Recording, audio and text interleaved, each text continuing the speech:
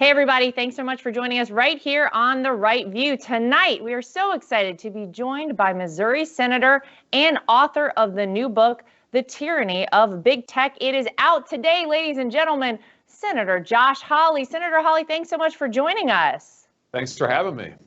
Well, I want to say congrats on the new book. Look, this book has, we've heard a lot about it. It's out today, so people can go out and get it. But I want to go back to January 7th for a quick moment because the day after January 6th, you were actually told by your original publisher that they were done with you and they wanted to drop your book. Give me a little bit of info on that and the hypocrisy, because I found it absolutely ridiculous to see this happen to you whenever we had people like our own Vice President of the United States, Kamala Harris, over the summer, basically encouraging rioters to go and burn down police stations and courthouses all across the country, saying that these riots and all of the destruction we'd seen in our country, it wasn't going to stop. It was only going to keep happening. And yet the day after January 6th, dropped you. Give me, what was that like for you? Well, it is total hypocrisy, Laura. There's no doubt about it. And whether it's the vice president, who was bailing violent criminals out of prison last summer, when you talk about encouraging crime, or Hunter Biden, Simon & Schuster, that's the publisher. They published then Hunter Biden's book. I mean, the guy who's under federal investigation for multiple felony crimes. I mean, that's something. But yet for me, because they disagree with me politically, and because they gave in to the woke mob. I mean, this is what this was about, Laura. I mean, you had the publisher, Simon & Schuster, who had commissioned this book, and then they turn around and say, oh my goodness, the woke mob is coming after us. The Twitter, there's a petition to cancel Josh Hawley on Twitter. Oh my gosh. We have to give in to it. And what they said is, oh, Josh, you encouraged and incited a mob. That's totally false. That is 100% false. I have condemned mob violence everywhere it's happened, including and definitely on January 6th at the Capitol. So it was all a lie, but it just shows you, Laura, the left wants to cancel anybody who won't toe the party line. And I'm not going to bow down to the woke mob, and I'm not going to be canceled. And that's why I'm so glad that the book is out today, and the efforts to cancel it did not work.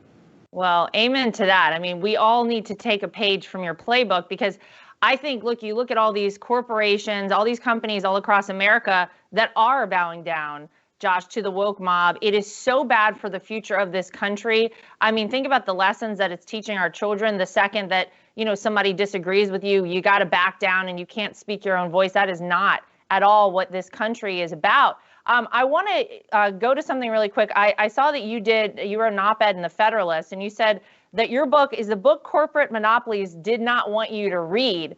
So tell me a little bit about that. What does that mean? I mean, I know this is calling out the Googles, Facebooks, and the Apples of the world in your book. Tell me a little bit about that. Yeah, these companies have so much power, Laura. I mean, it's unlike anything we've seen really ever in American history. And we've gotten a case study in it over the last sort of 6 months or so. You go back before the last election, and you've got Twitter and Facebook working together to suppress the Hunter Biden story, where that's really intervention in an election. They wanted the news to be suppressed. And the sad thing is that they succeeded in many ways. They locked the account of the New York Post. They suppressed the story about Hunter Biden under investigation and the potential involvement or knowledge of Joe Biden. And then, of course, after January 6th, they banned the sitting president of the United States, Donald Trump, from all of these platforms. They threw off lots of conservatives from these platforms. They censored speech left and right. These are powerful companies, and they wanted to censor my book. I mean, they tried to get my book canceled. I refuse to bow down to them. I refuse to be canceled. And I think it's time that as Americans, we stood up and said, listen, we're not going to have our country run by a bunch of woke monopoly corporations. We're not going to have our speech censored by a bunch of woke corporations. It's we, the people, who are in charge of this government, and we need to break these companies up. Yeah, well, and that's something that, a lot of people would agree with you on, some on the other side of the aisle. So look, I think it's going to be really important to the future of America that we do just that. Anything else in the book? Any sort of things you want to give us, little teases? I want everybody to go out and buy it for themselves, but anything else interesting we might see in there? One of the things that really interested me is last fall, we had a whistleblower come and contact my office, a whistleblower who had been at Facebook as an employee until just recently. And he really had details about how Facebook censors, about how they coordinate with Twitter and with Google in order to make censorship decisions, and also just how much tracking, how much surveillance Facebook does of its own customers that we didn't even know about. And so I write about that in the book, some of the details that he disclosed, and just how much these companies know about us, how much of their information they're collecting on us, and then how they really do work together to try and suppress speech that they don't like. It's an extraordinary thing, and this just shows how powerful these companies are, and frankly, how dangerous they are. And it's another reason why we need to subject them to the rule of law. You know, no company should be above the law. No monopoly should be above the law. They should have to play by the same rules as everybody else, and that's why we need to break them up. All right, well, I want to ask you a few more personal questions. I feel like, look, we see you on TV all the time. You're obviously out there fighting the good fight, standing up for Americans. I had the pleasure of meeting you in 2018. Whenever I came to Missouri, I was able to campaign for you when you were running for Senate, and I got to meet your family, your wife, your kids. At that time, I think you only had 2. You now have 3, and your daughter is, what, 6 months old now? Is that right? That's right. Yeah, that's exactly right. Yeah, so I want to ask you, I assume that because you work in Washington, D.C., your family, and I think we saw, unfortunately, how they were harassed when you weren't even there, but you've got a home right outside of D.C., you've got a home in Missouri. Are your kids living most time, are they going to school outside of D.C.? And you know, I want to ask you this really kind of for my own information, because I myself have been considering a possible Senate run, and I think about it and I think, gosh, you know, I would love to do this. And if I win, I guess that's what most people do, right? Your kids live in D.C. And what is that like? Because it's a bit of a woke area, is it not? Yeah, it certainly is a woke area. You know, and a lot of people make different decisions, Laura. What I said and what my wife and I talked about even before we decided 100% to run for the Senate is that if we decided to do this, if we thought that this was the path that we were supposed to go on, we said we're going to keep our family together. And when I'm home in Missouri, they're going to be with me. When I have to be in D.C., they're going to be with me. Our boys now are 8 and 6, and then we have our 6-month-old little girl. And I didn't want to be a part-time dad and miss out on my kid's life. I didn't want to be a part-time husband and miss out on being there for my wife. So we made the decision that as tough as it is, we're going to keep the family together. So when I'm here in Washington and we're in session, the family is here with me. I'm able to see them every single night. And then what's great is that when we're in out of session, we're able to spend a lot of time back at home in Missouri, where my family, of course, still is, and my parents and my sister and others. So, you know, that has been great for us as a family. And I just think that keeping your family together and prioritizing that family time, I mean, for me, that's just who I am. I mean, I'm a husband and I'm a father first.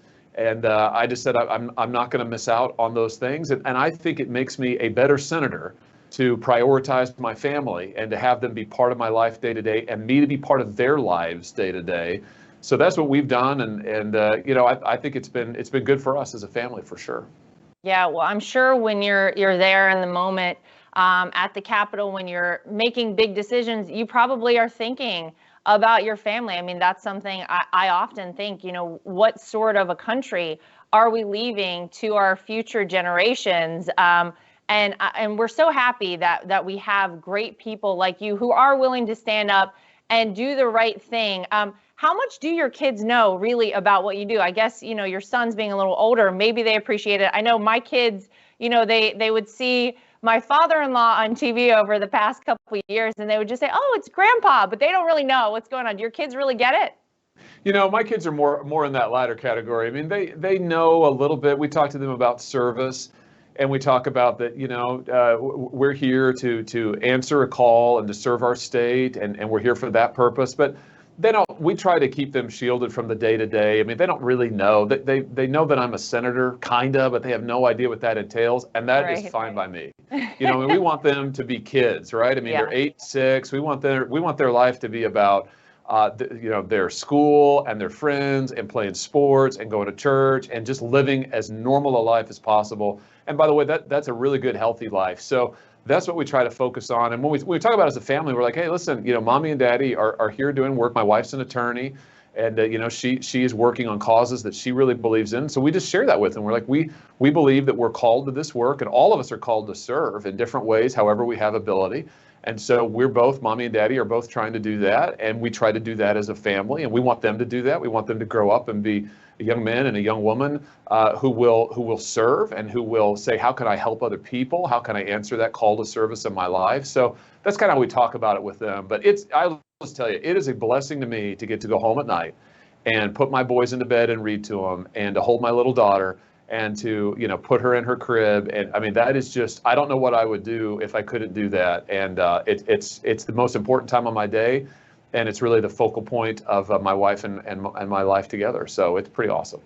Yeah, it's the most special time of my day too. I try to always get home in time to give my kids a bath and put them in bed, no matter what's going on. And all my friends know, like between the hours of 6 and 7:30, try not to bother me, because I'm right there doing it. It's so great. It's so important. And your kids are adorable. I see them on Instagram. We're so lucky that you do share them, really with America, and we can see how you're raising them. It's so great to be able to be a part of that.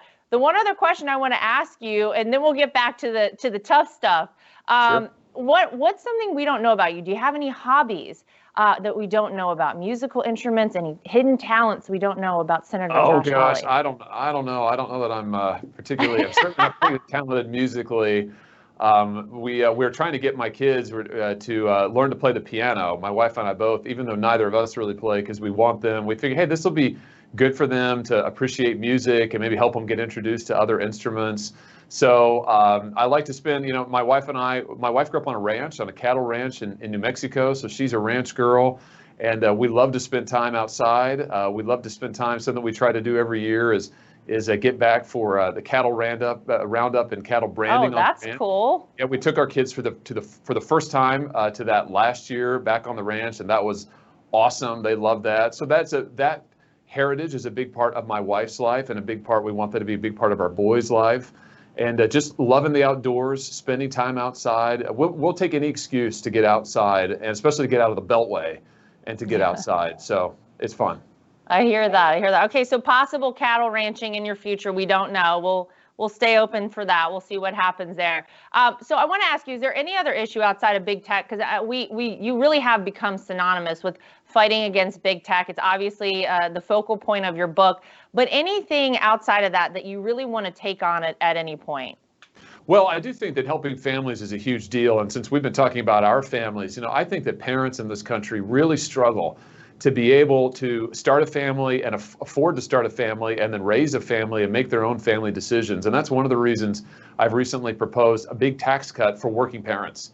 I think that parents ought to be able to keep more of their own money and then make decisions about having more kids and how they want to raise them, how they want to care for them. So I propose $6,000 for every parent, $12,000 for every couple in this country. And I just think that we've got to be the party. And as conservatives, we've got to be the people who really support working families, who uphold that value of work. But we want to say, hey, if a couple wants to try to start a family or grow their family and figure out how to do that, we want to support them in that. We want to help them make those family decisions. And so to me, that's part of giving people more control over their own lives. So we're against monopolies. We're against big tech raising our families. We want to raise our own families. We want to raise our own kids.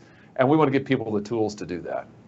Tax cut versus raising taxes, like Joe Biden would like to do to Americans. Exactly. A little bit crazy, but I was able to interview on this show my father-in-law about a month ago, and had pretty much immediately the interview removed from Facebook, Senator. I don't know if you heard about it. I sort of got a lot of attention over this, but they basically said it was because the voice of President Trump was not currently allowed on their platforms, including new posts with President Trump speaking. I mean, I can't even tell you how outrageous that is. Now, our family is pretty used to the censorship and all that has come with it, but the increasing amount of content that I post on my channels, interviews just like this one, our reach is really being suppressed. Sometimes the interviews are completely removed for what they call sensitive content. And then you see the big tech companies really just turning a blind eye to things like communist China. It's unbelievable that even with photographic evidence of these sort of concentration camps that they have, they don't deplatform them. They don't do anything to them. But if an American shares information that doesn't go along with the Democrats' narrative, you face your content being corrected by their fact checkers, even if it has nothing to do, by the way, Senator, with the fact checking. They'll slap a fact check on a photo of my kids in a heartbeat, and there's no reason for it. But is there anything you're working on that might deal with this censorship issue? Because I feel like that going forward, conservatives specifically are just going to give up on these platforms at a certain point. I know that I haven't been on Twitter in so long because, quite frankly, my father-in-law hasn't been on there. It's a little bit boring, and who wants to go on and be censored? Yeah, exactly. And that's what these companies are doing, as you point out, Laura. They're doing it to you.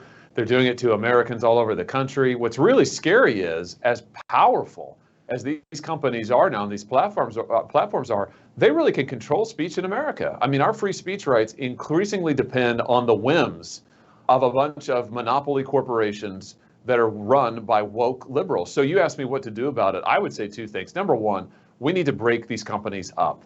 We need some real competition in this market. Facebook shouldn't be able to control the dominant social media platform and also Instagram and all of their other holdings. Google shouldn't be able to have the dominant search engine and also control the cloud. And we can go down the list. We need to break them up so there can be real competition and people have choices. I mean, give people some other choices in social media. And right now we don't have any real choices because we have these monopolies. That's point number one. Point number two is I think that the special immunity that these companies get, they shouldn't get it if they censor. Here's the deal. I think you ought to be able to go to court if you get censored. If these companies violate their own terms of service, you ought to be able to take them to court and say, wait a minute, your terms of service say you won't discriminate on the basis of political viewpoint. That's what they say in their terms of service. Make those enforceable. Give people the right to go to court and to challenge it. So I do those two things. I think if we did that, we would see all kinds of new competition. I think we'd see these platforms back off of their censorship. And even if they didn't, we'd break them up. They wouldn't be as powerful, and we'd have new options. Well, you know, I really think that those are great points, but I feel like in order to see these things happen, we're probably going to have both sides, Democrats and Republicans, actually come together on things. Do you think, Senator Hawley, that there is a chance that we could see a joining, something bipartisan happen on issues that are really as important as this? I sure hope so, you know, and I think that there's no reason it can't be bipartisan. Here's the thing that concerns me, Laura, is that the Democrats, I think, have really kind of fallen in love with these tech companies' power. They like the fact they're so powerful. They're helping them, right? They are, exactly. Yeah. The Dems want Facebook to censor you. They want Twitter to censor former President Trump. They want Google to suppress conservatives and to suppress conservative speech. They want all of that stuff. So the problem is, I think if you really put it to the Democrats straight up and say, hey, should we break up these companies and disperse their power and let's have real competition? I'm not so sure. I think what they would say is, well, let's regulate them a little more. You know, let's regulate speech on these platforms. That's not what we need. We don't need more government regulation of speech. We need more competition. We need more innovation. We need more openness. We need less speech control, not more. So I don't know if the Democrats are really ready to do it, but that shouldn't stop us. I mean, we've got to press ahead and say to the American people, you deserve to be able to speak freely. You deserve to be able to get the news and not have it controlled by these companies. And you deserve to be in charge of your own government. Yeah, and this, Senator, is exactly why I think 2022 is such an important year for Republicans, because we've seen in the few months, really, that Joe Biden has been president of the United States, that, you know, the Democrats have a stranglehold on the power in the country, in Washington, D.C. The things that they're proposing, packing the Supreme Court, D.C. statehood, it seems like they want to silence anyone that disagrees with them. So I always talk about how important 22 is. We have to make sure we get good Republicans elected to the House and the Senate. We take back those majorities, because then we can get these things done like you're talking about. It's so important, and it starts now. We have to start mobilizing now. We got to get people excited about it. And I kind of think that the Democrats every day, maybe we just step back and let them continue their nonsense and the chaos, because I don't know. I think everyday Americans are sick of it now. And by 2022, they're probably going to be really over it. Yeah, you know what? I completely agree with you. And you are so right about how important 2022 is. We've got 18 months, not even quite that, I think, 18 months until the next election, and we've got to get there. I mean, Republicans have got to stand strong between now and then and continue to make the case that these policies that Joe Biden is pursuing are crazy. Opening the border, that's crazy. The amount of drug smuggling, the human trafficking that's going on down there, that's crazy. And it's because of his policies. Canceling energy jobs, canceling our energy independence in this country, raising taxes on small business people and families. It's crazy. That's crazy stuff. We've got to make that case and then take our case to the American people in November of 22. And I'm with you, Laura. I think if we do that, we're going to win both the House and the Senate, and then we're going to be in a very different place. All right. Well, I will leave you with this. I want to say thank you for coming on the show today. I was semi-forced as a child to take piano lessons, Senator Hawley, and it is one of the things that I'm so grateful for. And I tell my parents all the time, thank you for forcing me to stay with the piano lessons, because now I love playing the piano. I'm going to tell you, I'm going to encourage you on those piano lessons for the kids. They might fight you now, but one day they'll come back 20 years from now and say, Dad, thanks for making us do those piano lessons. So stick with that. Love to hear it. Love to hear it. That encouragement, I'm going to keep on. All right. Well, Senator Josh Hawley, always a pleasure to see you. Thanks for coming on. And to all of our viewers at home listening and viewing, thanks for joining us. We'll see you right back here next time for more of The Right View.